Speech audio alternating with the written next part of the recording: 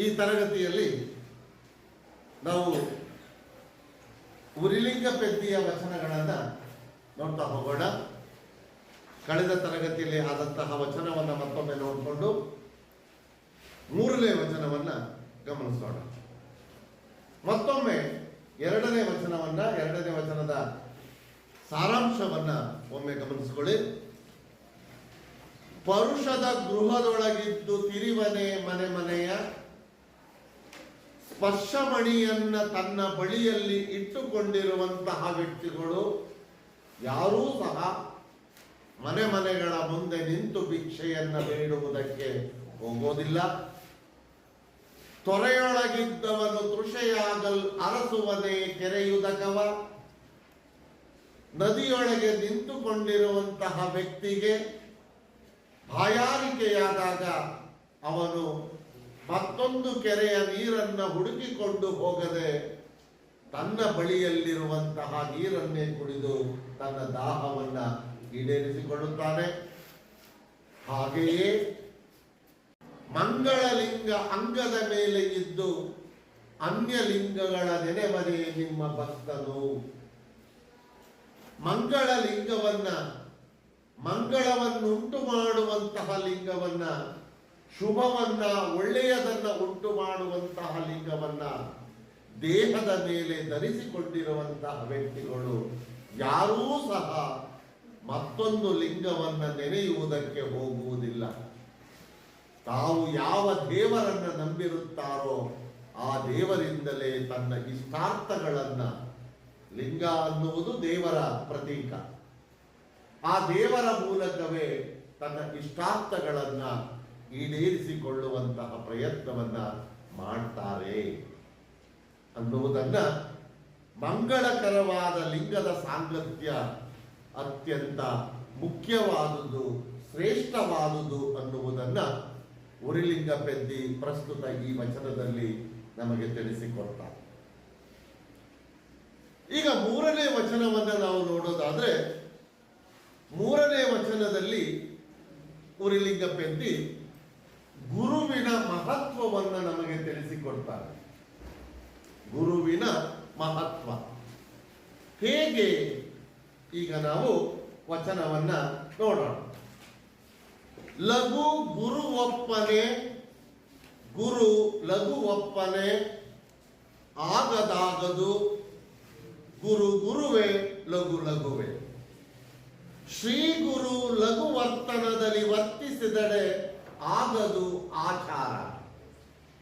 ಶ್ರೀ ಗುರು ಲಿಂಗ ಜಂಗಮ ಪ್ರಸಾದವನ್ನು ತಾನೇ ಲಘು ಮಾಡಿ ಲಘುವಾದನಯ್ಯ ಉರಿಲಿಂಗ ಪೆದ್ದಿ ಪ್ರಿಯ ವಿಶ್ವೇಶ್ವರ.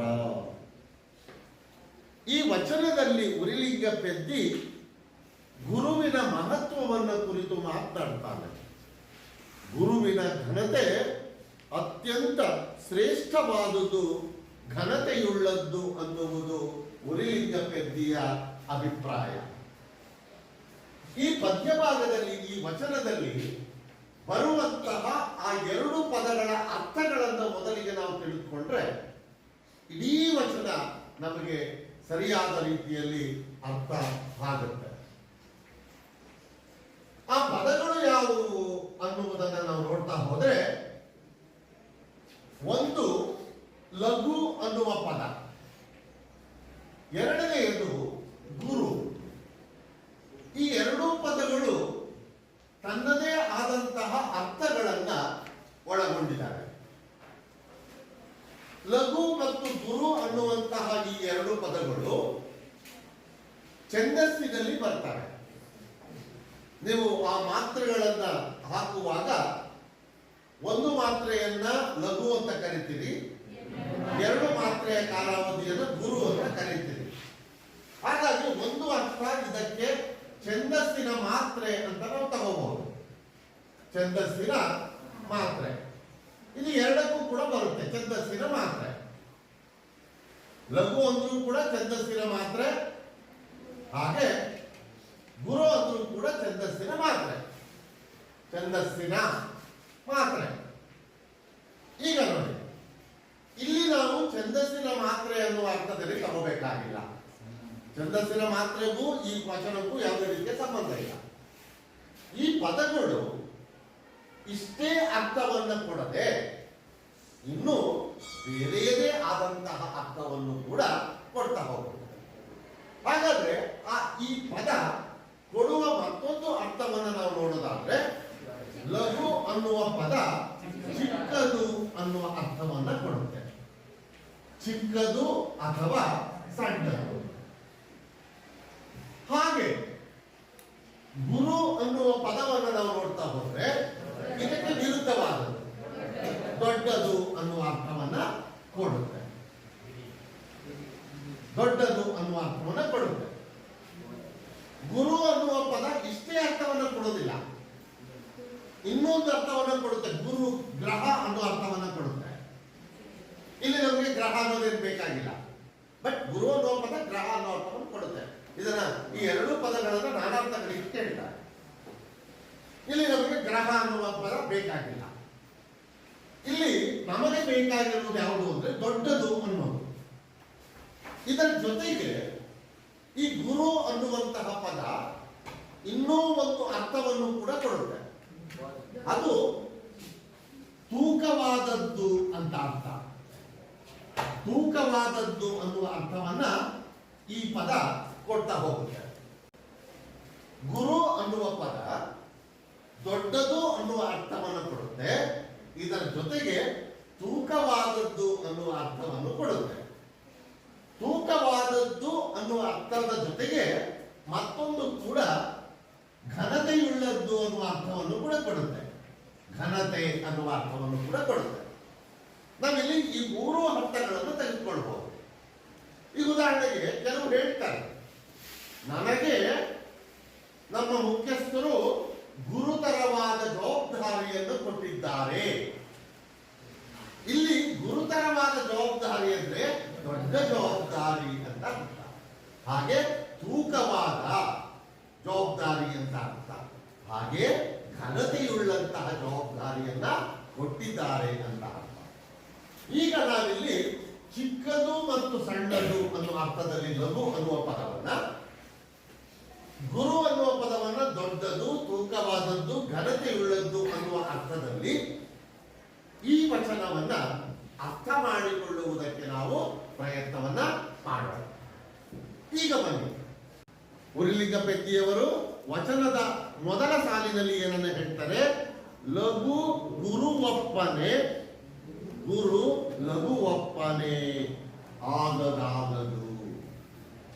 ಇಲ್ಲಿ ಲಘು ಗುರು ಒಪ್ಪನೆ ಅಂದ್ರೆ ಲಘು ಗುರುವಾಗುತ್ತಾನೆಯೇ, ಲಘು ಗುರುವಾಗುತ್ತಾನೆಯೇ ಪ್ರಶ್ನೆ ಇದೆ. ನಾವಿಲ್ಲಿ ಪ್ರಶ್ನೆ ತೆಗೆದು ಉತ್ತರವನ್ನು ಕಂಡುಕೊಳ್ಬೇಕು ಅಂದ್ರೆ ಲಘು ಗುರುವಾಗುವುದಿಲ್ಲ. ಹಾಗೆ ಎರಡನೇ ಪದ ಗುರು ಲಘು ಒಪ್ಪನೆ, ಗುರು ಲಘುವಾಗುತ್ತಾನೆಯೇ, ಗುರು ಲಘುವಾಗುವುದಿಲ್ಲ. ಲಘು ಗುರುವಾಗುವುದಿಲ್ಲ, ಗುರು ಲಘುವಾಗುವುದಿಲ್ಲ. ಈಗ ನಾವು ಈ ಪದಗಳಿಗೆ ಬನ್ನಿ. ಚಿಕ್ಕದು ದೊಡ್ಡದಾಗುವುದಿಲ್ಲ, ದೊಡ್ಡದು ಚಿಕ್ಕದಾಗುವುದಿಲ್ಲ. ಹಾಗೆ ಸಣ್ಣದು ದೊಡ್ಡದಾಗುವುದಿಲ್ಲ, ದೊಡ್ಡದು ಸಣ್ಣದಾಗುವುದಿಲ್ಲ. ಸಣ್ಣದು ತೂಕವಾದದ್ದಾಗುವುದಕ್ಕೆ ಸಾಧ್ಯವಿಲ್ಲ, ತೂಕವಾದದ್ದು ಸಣ್ಣದಾಗುವುದಕ್ಕೆ ಸಾಧ್ಯವಿಲ್ಲ. ಈ ಪದಗಳನ್ನ ನಾವು ಮನುಷ್ಯರಿಗೆ ಹೋಲಿಸಿಕೊಂಡು ನೋಡುವುದಾದರೆ, ವಚನಕಾರರು ವಚನಗಳನ್ನ ಹೇಳಿರುವುದೇ ಮನುಷ್ಯರ ಹಿತವನ್ನ ದೃಷ್ಟಿಯಲ್ಲಿಟ್ಟುಕೊಂಡು. ಅವರು ಏನೇ ಉದಾಹರಣೆಗಳನ್ನು ಕೊಟ್ಟಿರಬಹುದು, ಏನೇ ಉದಾಹರಣೆಗಳನ್ನು ಹೇಳಿರಬಹುದು, ಆದರೆ ಆ ಎಲ್ಲ ಉದಾಹರಣೆಗಳು ಕೂಡ ಮನುಷ್ಯನ ವ್ಯಕ್ತಿತ್ವಕ್ಕೆ ಸಂಬಂಧಪಟ್ಟ ಉದಾಹರಣೆಗಳು, ಮನುಷ್ಯನನ್ನು ತಿದ್ದುವುದಕ್ಕೆ ಹೇಳಿದಂತಹ ಉದಾಹರಣೆಗಳು ಅನ್ನುವುದನ್ನ ನಾವು ಗಮನಿಸಿಕೊಳ್ಳಬೇಕು. ಹಾಗಾಗಿ ಈ ಸಣ್ಣದು ದೊಡ್ಡದಾಗುವುದಿಲ್ಲ, ದೊಡ್ಡದು ಸಣ್ಣದಾಗುವುದಿಲ್ಲ ಅನ್ನುವ ಈ ಮಾತೇನಿದೆಯಲ್ಲ, ಲಘು ಗುರು ಆಗುವುದಿಲ್ಲ, ಗುರು ಲಘು ಆಗುವುದಿಲ್ಲ ಅನ್ನುವ ಈ ಮಾತೇನಿದೆಯಲ್ಲ, ಇದನ್ನ ನಾವು ವ್ಯಕ್ತಿಗಳಿಗೆ ಅನ್ವಯಿಸಿಕೊಂಡು ನೋಡ್ತಾ ಹೋಗೋಣ. ಈಗ ನೋಡ್ತಾ ಹೋದ್ರೆ ಗುರು ಲಘುವಪ್ಪನೇ. ದೊಡ್ಡದಾಗಿರುವ ವ್ಯಕ್ತಿಗಳು, ದೊಡ್ಡತನವನ್ನ ಹೊಂದಿರುವಂತಹ ವ್ಯಕ್ತಿಗಳು, ಶ್ರೇಷ್ಠತನವನ್ನ ಹೊಂದಿರುವಂತಹ ವ್ಯಕ್ತಿಗಳು ಸಣ್ಣವರಾಗುವುದಕ್ಕೆ ಸಾಧ್ಯವಿಲ್ಲ. ನಾವು ಕೆಲವರನ್ನು ನೋಡಿ ಬಿಡಪ್ಪ ಅವನು ತುಂಬಾ ದೊಡ್ಡ ಕಣಯ್ಯ, ತುಂಬಾ ದೊಡ್ಡ ಮನುಷ್ಯ ಕಣಯ್ಯ ಅಂತ ಹೇಳ್ತೀವಿ. ತುಂಬಾ ದೊಡ್ಡ ಮನುಷ್ಯ ಅಂದ್ರೆ ತುಂಬಾ ಎತ್ತರವಾಗಿದ್ದಾನೆ ಅಂತ ಅರ್ಥ ಅಲ್ಲ, ತುಂಬಾ ದಪ್ಪಕ್ಕಿದ್ದಾನೆ ಅಂತ ಅರ್ಥ ಅಲ್ಲ.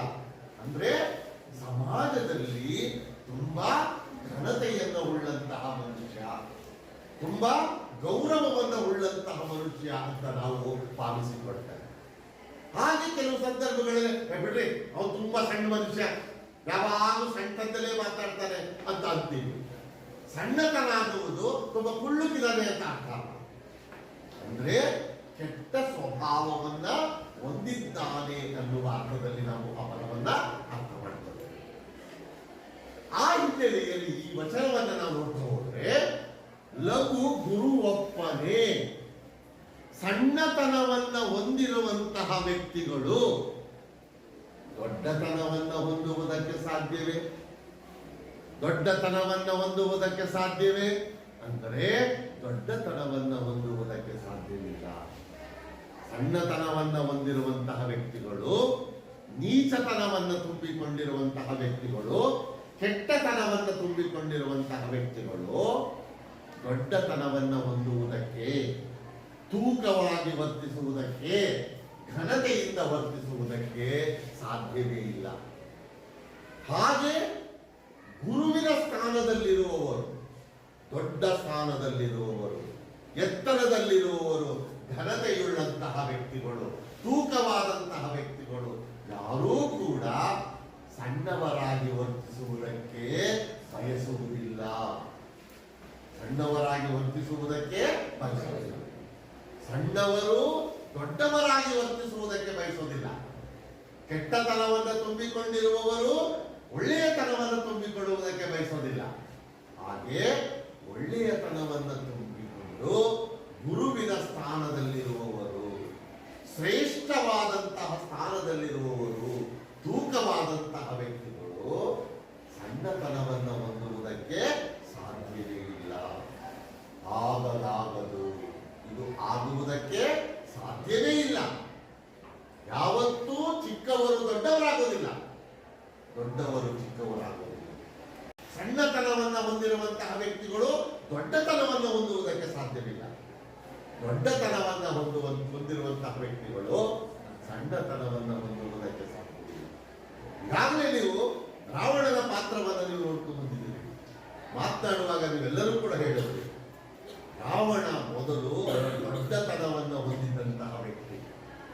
ಆ ದೊಡ್ಡತನವನ್ನು ಹೊಂದಿರುವಂತಹ ವ್ಯಕ್ತಿಗಳು ಯಾವುದೋ ಕಾಲದ ವಶಕ್ಕೆ ಒಳಗಾಗಿ ಸಣ್ಣ ತಪ್ಪನ್ನ ಮಾಡ್ತಾನೆ.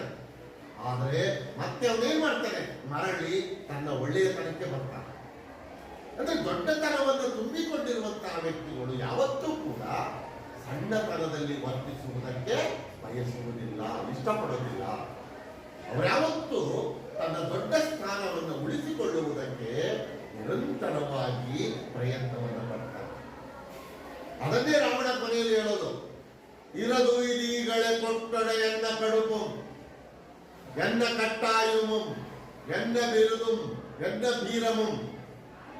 ನಾನು ಹಾಗೆ ತಗೊಂಡೋಗಿ ಕೊಟ್ಬಿಟ್ರೆ ನನ್ನ ಈ ಬಿರುದುಗಳು, ನನ್ನ ಈ ಪರಾಕ್ರಮ, ನನ್ನ ಅಧಿಕ ಸಾಮರ್ಥ್ಯ, ನನ್ನ ವೀರತ್ವ ಎಲ್ಲವೂ ಕೂಡ ವ್ಯರ್ಥವಾಗ್ತವೆ ಅಂತ ಅನ್ಕೋತಾನೆ ನೋಡಿ. ಅಂದ್ರೆ ಆ ಗೌರವವನ್ನು ಉಳಿಸಿಕೊಳ್ಳುವುದಕ್ಕೆ ಯೋಚನೆ ಮಾಡ್ತಾನೆ ಅಂತ ಅರ್ಥ. ಹಾಗಾಗಿ ದೊಡ್ಡ ಸ್ಥಾನದಲ್ಲಿರುವಂತಹ ವ್ಯಕ್ತಿಗಳು ಯಾವಾಗಲೂ ದೊಡ್ಡತನದಲ್ಲಿ ಮುಂದುವರಿಯುವುದಕ್ಕೆ ಬಯಸುತ್ತಾರೆಯೇ ವಿನಃ ಸಣ್ಣವರಾಗಿ ಬೆಳೆಯುವುದಕ್ಕೆ, ಮುಂದುವರಿಯುವುದಕ್ಕೆ ಅಥವಾ ಸಣ್ಣವರಾಗುವುದಕ್ಕೆ ಸಾಧ್ಯವಿಲ್ಲ. ಹಾಗೆಯೇ ಸಣ್ಣತನವನ್ನು ತುಂಬಿಕೊಂಡಿರುವಂತಹ ವ್ಯಕ್ತಿಗಳು ಯಾವಾಗಲೂ ಸಣ್ಣತನದಲ್ಲಿಯೇ ಮುಂದುವರಿಯುವುದಕ್ಕೆ ಬಯಸುತ್ತಾರೆಯೇ ವಿನಃ ಅವರು ದೊಡ್ಡವರಾಗುವುದಕ್ಕೆ ಬಯಸುವುದಿಲ್ಲ. ದೊಡ್ಡ ಸ್ಥಾನವನ್ನು ಹೊಂದುವುದಕ್ಕೆ, ತೂಕವಾಗಿ ವರ್ತಿಸುವುದಕ್ಕೆ, ಘನತೆಯುಳ್ಳ ಸ್ಥಾನವನ್ನು ಪಡೆಯುವುದಕ್ಕೆ ಸಾಧ್ಯವೇ ಇಲ್ಲ. ಉರ್ಲಿಂಗ ಪೆದ್ದಿ ಹೇಳ್ತಾನೆ, ಆಗದಾಗದು, ಅದಾಗದೇ ಇಲ್ಲ ಅಂತ, ಆಗುವುದಕ್ಕೆ ಸಾಧ್ಯವೇ ಇಲ್ಲ. ಯಾವತ್ತೂ ಕೂಡ ದೊಡ್ಡವರು, ದೊಡ್ಡ ಸ್ಥಾನದಲ್ಲಿರುವವರು ದೊಡ್ಡವರಾಗಿ ವರ್ತಿಸುವುದಕ್ಕೆ ಬಯಸ್ತಾರೆ. ಸಣ್ಣ ಸ್ಥಾನದಲ್ಲಿರುವವರು, ಸಣ್ಣತನವನ್ನು ತುಂಬಿಕೊಂಡಿರುವವರು ಸಣ್ಣವರಾಗಿ ಇರುವುದಕ್ಕೆ ಬಯಸ್ತಾರೆಯೇ ವಿನಃ ದೊಡ್ಡವರಾಗುವುದಕ್ಕೆ, ದೊಡ್ಡತನವನ್ನು ಹೊಂದುವುದಕ್ಕೆ ಅವರೆಂದಿಗೂ ಕೂಡ ಬಯಸುವುದಿಲ್ಲ. ಈಗ ಎರಡನೇ ಸಾಲಿನಲ್ಲಿ ಗುರು ಗುರುವೇ ಲಘು ಲಘುವೇ, ಸಣ್ಣತನವನ್ನ ಹೊಂದಿರುವವರು ಯಾವತ್ತೂ ಸಣ್ಣವರೇ, ದೊಡ್ಡತನವನ್ನ ಹೊಂದಿರುವವರು ಯಾವತ್ತೂ ದೊಡ್ಡವರೇ. ತೂಕವಾದಂತಹ ವ್ಯಕ್ತಿಗಳು, ಸಮಾಜದಲ್ಲಿ ಘನತೆಯುಳ್ಳಂತಹ ವ್ಯಕ್ತಿಗಳು ಯಾವಾಗಲೂ ಸಮಾಜದಲ್ಲಿ ತೂಕವಾಗಿ ವರ್ತಿಸುವುದಕ್ಕೆ, ಘನತೆ ತುಂಬಿಕೊಂಡು ಬದುಕುವುದಕ್ಕೆ ಬಯಸುತ್ತಾರೆಯೇ ವಿನಃ ಸಣ್ಣವರಾಗುವೆ. ಹಾಗಾಗಿ ಗುರು ಗುರುವೇ, ದೊಡ್ಡವರು ಯಾವತ್ತೂ ಕೂಡ ದೊಡ್ಡವರೇ, ದೊಡ್ಡತನವನ್ನು ತುಂಬಿಕೊಂಡಿರುವವರು ಯಾವತ್ತೂ ಕೂಡ ದೊಡ್ಡತನವನ್ನೇ ತುಂಬಿಕೊಂಡು ತನ್ನ ಬದುಕನ್ನು ಹಾಗೆ ಲಘು ಲಘುವೇ, ಸಣ್ಣವರು ಯಾವತ್ತಿದ್ರು ಸಣ್ಣವರೇ, ಅವರು ಯಾವತ್ತೂ ದೊಡ್ಡವರಾಗುವುದಕ್ಕೆ, ದೊಡ್ಡತನವನ್ನು ತುಂಬಿಕೊಂಡು ಬದುಕುವುದಕ್ಕೆ ಸಾಧ್ಯವೇ ಇಲ್ಲ. ಹಾಗಾಗಿ ಗುರು ಗುರುವೇ ಲಘು ಲಘುವೇ. ಇಲ್ಲಿ ಗುರು ಅನ್ನೋ ಪದವನ್ನ ನೀವು ಶಿಕ್ಷಕ ಅನ್ನೋ ಅರ್ಥದಲ್ಲೂ ತಗೋಬಹುದು. ಶಿಕ್ಷಕ ಅಂದ್ರೂ ಕೂಡ ಬಹಳ ಹಿಂದಿನಿಂದಲೂ ಕೂಡ ಶಿಕ್ಷಕ ಅನ್ನುವ ಪದಕ್ಕೆ ಅತ್ಯಂತ ಶ್ರೇಷ್ಠವಾದಂತಹ ಅರ್ಥವೂ ಕೂಡ ಇದೆ. ನಾವು ಗುರುದೇವೋ ಭವ ಅಂತ ಕರಿತೇವೆ, ಗುರುವಿಗೆ ದೇವರ ಸಮಾನ ಅಂತ ಹೇಳ್ತೇವೆ. ಹಾಗಾಗಿ ದೇವರು ಅನ್ನುವುದು ಕೂಡ ಅತ್ಯಂತ ಎತ್ತರವಾದ ಸ್ಥಾನ. ಹಾಗಾಗಿ ಗುರುವಿನ ಸ್ಥಾನದಲ್ಲಿರುವಂತಹ ವ್ಯಕ್ತಿಗಳು ಯಾವಾಗಲೂ ಗುರುವಾಗಿಯೇ ಇರುವುದಕ್ಕೆ ಬಯಸ್ತಾರೆ. ದೊಡ್ಡತನದಲ್ಲಿರುವಂತಹ ವ್ಯಕ್ತಿಗಳು, ತೂಕವಾದಂತಹ ವ್ಯಕ್ತಿಗಳು, ಘನತೆಯುಳ್ಳಂತಹ ವ್ಯಕ್ತಿಗಳು ಯಾವಾಗಲೂ ಘನತೆಯಿಂದ ತೂಕವಾಗಿ ವರ್ತಿಸುವುದಕ್ಕೆ ಪ್ರಯತ್ನಿಸುತ್ತಾರೆ. ಹಾಗೆಯೇ ಸಣ್ಣತನವನ್ನು ಹೊಂದಿರುವಂತಹ ವ್ಯಕ್ತಿಗಳು ಯಾವಾಗಲೂ ಸಣ್ಣವರಾಗಿಯೇ ವರ್ತಿಸುತ್ತಾರೆ, ಸಣ್ಣವರಾಗಿ ವರ್ತಿಸಲು ಬಯಸುತ್ತಾರೆ. ಮೂರನೇ ಸಾಲಿಗೆ ಬನ್ನಿ. ಶ್ರೀ ಗುರು ಲಘು ವರ್ತನದಲ್ಲಿ ವರ್ತಿಸಿದರೆ ಆಗದು ಆಚಾರ. ಆಚಾರ ಅಂದ್ರೇನು? ಆಚಾರ ನಾವು ಕೆಲವು ಸಾರಿ ಜೋಡು ನುಡಿಯಲ್ಲಿ ಬಳಸ್ತೇವೆ ನೋಡಿ, ಆಚಾರ ವಿಚಾರ ಅಂತ ಇರ್ತೇವೆ. ಆಚಾರ ಯಾವುದಕ್ಕೆ ಸಂಬಂಧಪಟ್ಟದ್ದು? ವಿಚಾರ ಮಾತಿಗೆ ಸಂಬಂಧಿಸಿದ್ದಾದ್ರೆ ಹೇಳ್ತಾರೆ ಕೆಲವರು ಮಾತನಾಡುವಾಗ, ಆಚಾರ ವಿಚಾರ ಚೆನ್ನಾಗಿರ್ಬೇಕು. ಆಚಾರ ಅನ್ನುವುದು ನಡವಳಿಕೆಗೆ ಸಂಬಂಧಪಟ್ಟದ್ದು, ನಡತೆಗೆ ಸಂಬಂಧಪಟ್ಟದ್ದು, ಹಾಗೂ ವಿಚಾರ ಅನ್ನೋದು ಮಾತಿಗೆ ಸಂಬಂಧಪಟ್ಟದ್ದು. ಆಚಾರ ನಡವಳಿಕೆಗೆ ಸಂಬಂಧಪಟ್ಟದ್ದಾದ್ರೆ, ನಡತೆಗೆ ಸಂಬಂಧಪಟ್ಟದ್ದಾದ್ರೆ, ವಿಚಾರ ಅನ್ನುವುದು ಮಾತಿಗೆ ಸಂಬಂಧಪಟ್ಟದ್ದು. ಇಲ್ಲಿ ನಾವು ನಡತೆ ನಡವಳಿಕೆ ಅನ್ನೋ ಅರ್ಥದಲ್ಲಿ ತಗೊಳ್ಬೇಕು. ಈಗ ನೋಡಿ, ಶ್ರೀ ಗುರು ಲಘು ವರ್ತನದಲ್ಲಿ ವರ್ತಿಸಿದಡೆ. ಶ್ರೀ ಗುರು ಅಂದ್ರೆ ಶ್ರೇಷ್ಠವಾದ ಸ್ಥಾನದಲ್ಲಿರುವಂತಹ ಗುರು, ಅಥವಾ ಗುರುವಿನ ಸ್ಥಾನದಲ್ಲಿರುವಂತಹ ವ್ಯಕ್ತಿಗಳು. ಈ ಅರ್ಥವನ್ನು ತಗೊಳ್ಳಿ. ಸಮಾಜದಲ್ಲಿ ತೂಕವಾದಂತಹ ವ್ಯಕ್ತಿಗಳು, ಸಮಾಜದಲ್ಲಿ ಘನತೆಯುಳ್ಳಂತಹ ವ್ಯಕ್ತಿಗಳು, ಸಮಾಜದಲ್ಲಿ ಶ್ರೇಷ್ಠವಾದ ಸ್ಥಾನದಲ್ಲಿರುವಂತಹ ವ್ಯಕ್ತಿಗಳು ಲಘುವಾಗಿ ವರ್ತಿಸಿದರೆ, ಸಣ್ಣವರಾಗಿ ವರ್ತಿಸಿದರೆ, ಸಣ್ಣತನದಿಂದ ವರ್ತಿಸಿದರೆ, ಕೆಟ್ಟತನದಿಂದ ವರ್ತನೆಯನ್ನು ಮಾಡಿದರೆ ಆಗದು ಆಚಾರ, ಆಗದು ಆಚಾರ, ಆಚಾರ ಆಗದು. ಅದು ಒಳ್ಳೆಯ ನಡವಳಿಕೆ ಸಾಧ್ಯವೇ ಇಲ್ಲ. ಒಳ್ಳೆಯ ನಡತೆ ಎಂದು ಕರೆಸಿಕೊಳ್ಳುವುದಕ್ಕೆ ಸಾಧ್ಯವೇ ಇಲ್ಲ. ಇಲ್ಲಿ ಸ್ವಲ್ಪ ವ್ಯತ್ಯಾಸ ಇದೆ, ಸೂಕ್ಷ್ಮವಾಗಿ ಗಮನಿಸಬೇಕು. ಲಘುವಿನ ಸ್ಥಾನದಲ್ಲಿರುವವರು ಗುರುವಾಗಿ ವರ್ತಿಸಿದರೆ ಅದು ತಪ್ಪಾಗುವುದಿಲ್ಲ. ಸಣ್ಣತನದಲ್ಲಿರುವ ವ್ಯಕ್ತಿಗಳು, ಸಣ್ಣವರಾಗಿರುವ ವ್ಯಕ್ತಿಗಳು ದೊಡ್ಡವರಾಗಿ ವರ್ತಿಸಿದರೆ, ತೂಕವಾಗಿ ವರ್ತಿಸಿದರೆ, ಘನತೆಯಿಂದ ವರ್ತಿಸಿದರೆ ಅದು ಸಮಾಜದಲ್ಲಿ ಯಾವುದೇ ಅಪಾಯವನ್ನು ಉಂಟು ಮಾಡುವುದಿಲ್ಲ. ಅದು ಒಳ್ಳೆಯದೇ. ಲಘುವಾಗಿರುವವರು ಗುರುವಾಗಿ ವರ್ತಿಸಿದ್ರೆ. ಆದರೆ ಮುರಿಲಿಂಗ ಪೆದ್ದಿಯವರು ಅದನ್ನು ಹೇಳ್ತಾ ಇಲ್ಲ. ಲಘುವಾಗಿರುವವರು ಗುರುವಾಗಿ ವರ್ತನೆಯನ್ನು ಮಾಡಿದ್ರೆ ಯಾವುದೇ ತಪ್ಪಿಲ್ಲ, ಸಮಸ್ಯೆ ಇಲ್ಲ.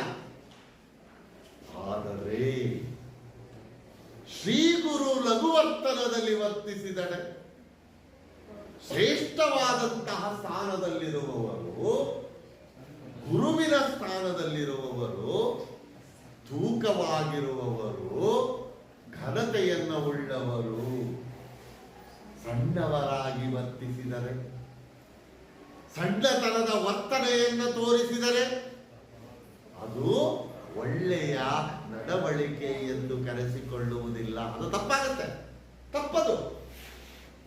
ದೊಡ್ಡವರು ಯಾವತ್ತೂ ಕೂಡ ತಪ್ಪನ್ನು ಮಾಡೋದಕ್ಕೆ ಹೋಗಬಾರ್ದು. ದೊಡ್ಡವರು ತಪ್ಪುಗಳನ್ನು ಮಾಡೋದ್ರಿಂದ ಯಾವ ಅಪಾಯಗಳಾಗ್ತವೆ ಅಂದ್ರೆ, ಸಣ್ಣವರೂ ಕೂಡ ಅದೇ ತಪ್ಪುಗಳನ್ನ ಅವಲಂಬಿಸುವುದಕ್ಕೆ ಮುಂದಾಗ್ತಾರೆ. ಎಲ್ಲರೂ ತಪ್ಪುಗಳನ್ನು ಅವಲಂಬಿಸಿದಾಗ ಸಮಾಜ ಏನಾಗುತ್ತೆ? ಕೆಟ್ಟ ರೀತಿಯಲ್ಲಿ ರೂಪುಗೊಳ್ಳುತ್ತೆ, ಸಮಾಜ ಹಾಳಾಗುತ್ತೆ.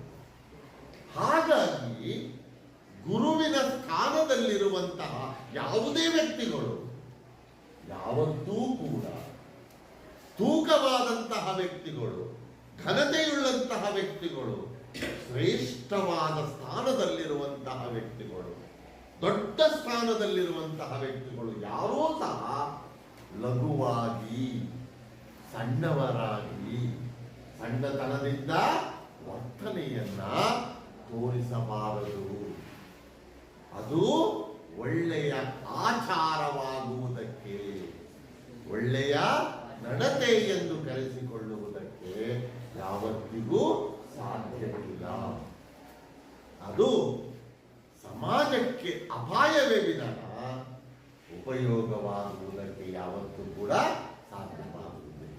ಹಾಗಾಗಿ ಶ್ರೇಷ್ಠ ಸ್ಥಾನದಲ್ಲಿರುವಂತಹ ವ್ಯಕ್ತಿಗಳು ಎಂದಿಗೂ ಯಾವತ್ತಿಗೂ ಅವರು ಲಘುವಾದ ವರ್ತನೆಯನ್ನು, ಸಣ್ಣತನದ ವರ್ತನೆಯನ್ನ ತೋರಿಸುವುದಕ್ಕೆ ಮುಂದಾಗಬಾರದು. ಆದರೆ ಅದು ಒಳ್ಳೆಯ ಆಚಾರವಾಗುವುದಕ್ಕೆ ಸಾಧ್ಯವಿಲ್ಲ. 4ನೇ ಸಾಲು, ಗುರುಲಿಂಗ ಜಂಗಮ ಪ್ರಸಾದವನು, ಶ್ರೀ ಗುರುಲಿಂಗ ಜಂಗಮ ಪ್ರಸಾದವನು ತಾನೇ ಲಘು ಮಾಡಿ ಲಘುವಾದನಯ್ಯ. 4 ಮತ್ತು 5ನೇ ಸಾಲು ಒಂದೇ ಅರ್ಥವನ್ನು ಕೊಡುವಂಥದ್ದು. ಶ್ರೀ ಗುರು ಲಿಂಗ ಜಂಗಮ ಪ್ರಸಾದವನು, ಶ್ರೀ ಗುರು ಲಿಂಗ ಜಂಗಮ ಪ್ರಸಾದವನು ತಾನೇ ಲಘು ಮಾಡಿ ಲಘುವಾದನಯ್ಯ. ಗುರು ಲಿಂಗ ಜಂಗಮ ಅನ್ನುವ ಈ 3 ಶಬ್ದಗಳನ್ನ ವಚನ ಸಾಹಿತ್ಯದಲ್ಲಿ ನಾವು ತ್ರಿವಿಧಗಳು ಅಂತ ಕರೀತೇವೆ. ತ್ರಿವಿಧಗಳು ಅಂತ, ತ್ರಿವಿಧ, ಗುರು ಲಿಂಗ ಜಂಗಮ ಅಂತ. ಈ 3 ಶಬ್ದಗಳಿಗೆ ತನ್ನದೇ ಆದಂತಹ ಅರ್ಥಗಳುಂಟು, ತನ್ನದೇ ಆದಂತಹ ವಿಶೇಷತೆಗಳುಂಟು, ತನ್ನದೇ ಆದಂತಹ ಮೌಲ್ಯಗಳುಂಟು. ಈಗ ಒಂದೊಂದಾಗಿ ನಾವು ನೋಡ್ತಾ ಹೋದ್ರೆ, ಗುರು ಶ್ರೇಷ್ಠವಾದ ಸ್ಥಾನ. ಈ ಶ್ರೇಷ್ಠವಾದ ಸ್ಥಾನದಲ್ಲಿರುವಂತಹ ವ್ಯಕ್ತಿ ಸಮಾಜಕ್ಕೆ ಹೇಗೆ ಉಪಯೋಗಕಾರಿ ಆಗ್ತಾನೆ ಅನ್ನುವುದನ್ನು ನೋಡ್ತಾ ಹೋದ್ರೆ, ಈ ವ್ಯಕ್ತಿ ಸಮಾಜಕ್ಕೆ ವಿದ್ಯೆಯನ್ನ ಕೊಡುವವನು, ಹಾಳಾಗಬಲ್ಲಂತಹ ವ್ಯಕ್ತಿಗಳನ್ನ ತಿದ್ದಿ ಉಪದೇಶವನ್ನ ಮಾಡಿ ಸರಿದಾರಿಗೆ ತರಬಲ್ಲವನೇ ಗುರು ಅಂತ. ಹಾಳಾಗಬಲ್ಲಂತಹ ವ್ಯಕ್ತಿಗಳನ್ನ ತಿದ್ದಿ ಉಪದೇಶವನ್ನ ನೀಡಿ ಸರಿದಾರಿಗೆ ತರಬಲ್ಲವನೇ ಗುರು ಅಂತ. ಈಗ ವ್ಯಕ್ತಿಗಳನ್ನ ಸರಿದಾರಿಗೆ ತಂದ್ರೆ ಸಮಾಜವನ್ನ ಸರಿದಾರಿಗೆ ತಂದ ಹಾಗೆ. ಇಡೀ ಸಮಾಜವನ್ನ ತಿದ್ದುವವನು, ಇಡೀ ಸಮಾಜವನ್ನ ಸರಿದಾರಿಗೆ ತರುವಂತಹ ಪ್ರಯತ್ನವನ್ನ ಮಾಡುವವನು ಗುರು. ಹಾಗಾಗಿಯೇ ಗುರುದೇವೋ ಭವ ಅಂತ ನಾವು ಕರೀತೇವೆ. ಗುರುವಿಗೆ ತಲತಲಾಂತರದಿಂದಲೂ ಕೂಡ ಅದರದೇ ಆದ ಮಹತ್ವದ ಸ್ಥಾನ ಇರುವುದನ್ನು ನಾವು ಕಾಣ್ತೇವೆ. ಅವತ್ತಿನ ಇತಿಹಾಸದ ಕಾಲದಲ್ಲಿಯೂ ಕೂಡ ರಾಜ ಮಹಾರಾಜರುಗಳು ಯಾವುದೇ ಕಾರ್ಯವನ್ನ ಮಾಡಲಿಕ್ಕೆ ಹೊರಟರೂ ಕೂಡ ಮೊದಲು ಗುರುಗಳನ್ನ ಕರೆಸಿ ಗುರುಗಳ ಜೊತೆಯಲ್ಲಿ ಮಾತನಾಡಿ ಅವರಿಂದ ಆಶೀರ್ವಾದವನ್ನು ಪಡೆದುಕೊಂಡು ಅವರು ಕೆಲಸಗಳನ್ನ ಕಾರ್ಯಗಳನ್ನ ಕೈಗೊಳ್ತಾ ಇದ್ದಾರೆ. ಹಾಗಾಗಿ ಗುರು ತನ್ನದೇ ಆದ ಶ್ರೇಷ್ಠವಾದ ಸ್ಥಾನವನ್ನ ಹೊಂದಿರುವವನು. ಇನ್ನು ಎರಡನೆಯದು ಭಕ್ತಿ ಜ್ಞಾನಕ್ಕೆ ಸಂಬಂಧಪಟ್ಟಂತೆ. ಲಿಂಗ ಭಕ್ತಿಗೆ ಜ್ಞಾನಕ್ಕೆ ಸಂಬಂಧಪಟ್ಟಂತೆ. ಈ ಜ್ಞಾನ ಅನ್ನುವುದು ಏನು, ಭಕ್ತಿ ಅನ್ನುವುದು ಏನು ಅನ್ನುವುದನ್ನು ನಾವು ನೋಡ್ತಾ ಹೋದ್ರೆ ಇದೊಂದು ಅಂತರಂಗದ ಚಟುವಟಿಕೆ. ಅಂತರಂಗದ ಚಟುವಟಿಕೆ. ಆ ಅಂತರಂಗದ ಚಟುವಟಿಕೆ ಹೇಗೆ ರೂಪುಗೊಳ್ಳುತ್ತೆ ಅಂದ್ರೆ ಮನಸ್ಸನ್ನ ಸಂಪೂರ್ಣವಾಗಿ ನಿಯಂತ್ರಿಸುತ್ತೆ. ಏಕಾಗ್ರತೆ ಅಂತೀವಿ ನೋಡಿ. ಲಿಂಗದ ಮುಂದೆ ಕುಳಿತುಕೊಂಡು ಭಕ್ತಿಯಿಂದ ನಾವು ಆರಾಧಿಸುವುದಕ್ಕೆ ಮುಂದಾದಾಗ ಏಕಾಗ್ರತೆ ಇರಬೇಕು. ಆ ಏಕಾಗ್ರತೆ ನಮಗೆ ಏನ್ ಮಾಡುತ್ತೆ, ನಮ್ಮ ಮನಸ್ಸನ್ನ ಸಂಪೂರ್ಣವಾಗಿ ನಿಯಂತ್ರಿಸುತ್ತೆ. ನಮ್ಮ ಅಂತರಂಗದ ಚಟುವಟಿಕೆಗಳು ಶುದ್ಧವಾಗ್ತವೆ.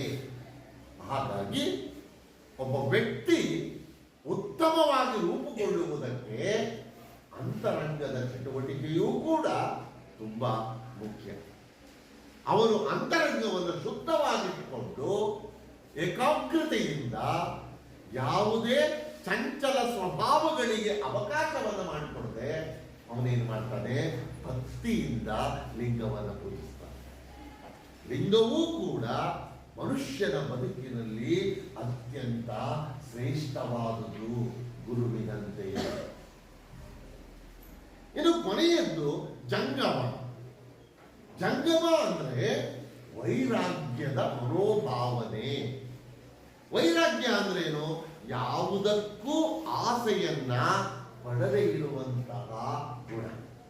ಆಸೆಯನ್ನೇ ಪಡೆದೇ ಇರುವಂತದ್ದು, ಆಸೆಯನ್ನೇ ಪಡೆದೇ ಇರುವಂತಹ ವ್ಯಕ್ತಿಗಳು ಜಂಗಮತ್ವವನ್ನ ವೈರಾಗ್ಯವನ್ನ ಹೊಂದಿರುವವರು ಸುಖವಾಗಿ ನೆಮ್ಮದಿಯಾಗಿ ಬದುಕುತ್ತಾರೆ.